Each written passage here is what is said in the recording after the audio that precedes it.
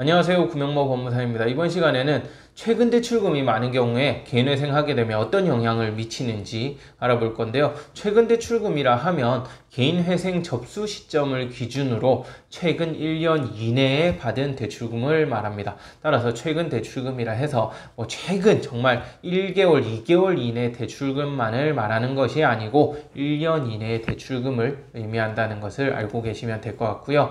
그 외에 어떤 영향을 미치는지 알아보도록 하겠습니다.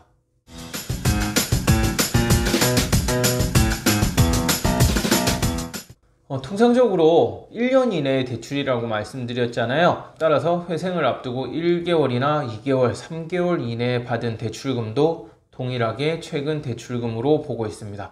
그러나 이러한 3개월 이내의 대출금이 있을 경우에는 개인회생을 좀 더 뒤로 미뤄서 진행을 하고 있는데요. 왜냐하면 3개월 이내의 대출이 있을 경우에는 개인회생을 하였을 때 사기로 고소를 당하는 경우가 있습니다. 이렇게 사기로 고소를 당하는 걸 막기 위해서 혹시라도 사기로 고소를 당하더라도 무혐의를 받기 위해서 보통 이자를 3번은 납부를 하고 개인회생 접수를 진행하고 있는데요. 이렇게 3개월 이내에 대출이 있지 않은 경우에는 개인회생을 진행을 바로 하고 있습니다. 1년 이내에 대출금, 즉 최근 대출금이 있는 상태로 개인회생을 접수하게 되면 법원에서는 최근 1년 이내 대출금의 사용처에 대한 채무사용 일람표라는 것을 작성해서 제출하도록 하고 있어요. 이러한 부분은 전국 대부분의 법원이 동일하게 진행되고 있습니다. 서울회생법원은 재판부마다 약간의 차이는 있지만 보통은 100만원 이상의 채무 사용 금액에 대해서만 소명을 하도록 하고 있습니다. 광주지방법원 같은 경우에도 100만원 이상의 금액을 사용한 대출금 사용처만 소명하면 되는데요. 청주지방법원 같은 경우에는 50만원 이상의 사용처에 대해서 소명을 하도록 하고 있고요. 카드 사용 내역에 대해서도 50만원 이상의 고액을 사용한 경우, 사실 고액이라고 할 수는 없는데요. 50만원 이상의 카드를 사용한 경우에는 그 사용처에 대해서도 소명을 하도록 하고 있습니다. 춘천지방법원 같은 경우에는 과거에는 10만원 이상의 대출금 사용처를 전부 소명하도록 하게 해서 상당히 힘들었던 적도 있는데요.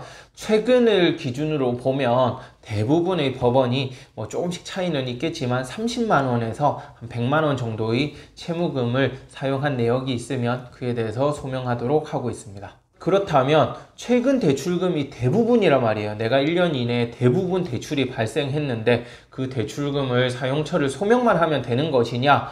그 소명을 하면 그 소명한 자료를 가지고 법원에서 일부는 청산가치에 반영을 하도록 해서 변제금에 영향을 미치게 되는데요. 청산가치는 곧 재산이라고 보면 되고 그 청산가치 이상을 갚아야만 개인회생이 가능하거든요. 따라서 내가 1년 이내에 대출을 많이 받아서 청산가치가 늘어났다. 그럴 경우에는 변제금액이 자연스럽게 더 늘어날 수가 있게 됩니다.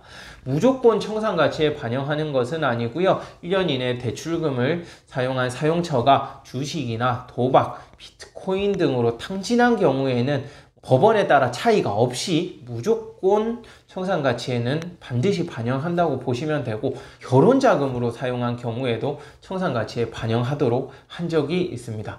이와 같이 청산가치에 반영할 것인지 여부는 법원에서 결정하는데요. 통상적으로는 주식, 도박, 비트코인, 그리고 소명이 안 되는 대출금, 내가 어디 썼는지 확인이 안 된단 말이에요. 현금으로 뽑아서 썼다든지 또는 가족이나 지인에게 채무 변제 목적으로 사용한 경우, 그러한 경우에도 그 돈은 청산가치에 반영하도록 합니다. 법원에 소명을 해야 된다는 점 꼭 알고 계셔야 되겠고요. 소명이 안 되거나 앞서 말씀드린 곳에 사용한 경우에는 청산가치 반영으로 인해서 변제금액이 늘어날 수 있다는 점, 이 부분도 꼭 알고 계셨으면 합니다.